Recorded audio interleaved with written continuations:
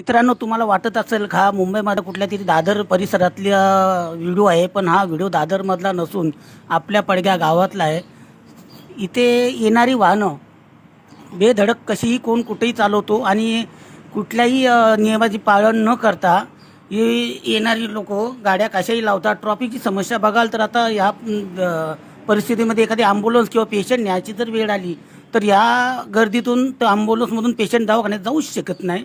तरी या वाहनधारकांवर आणि जे हुल्लडबाज करून ते मोटरसायकल चालवत आहेत, बाईक चालवतात, त्यांच्यावर वरिष्ठ पोलिसांनी तात्काळ कारवाई करण्यात यावी आणि संध्याकाळच्या टायमाला इथे एक हवालदार नेमण्यात यावा अशी मागणी ग्रामस्थ करत आहेत.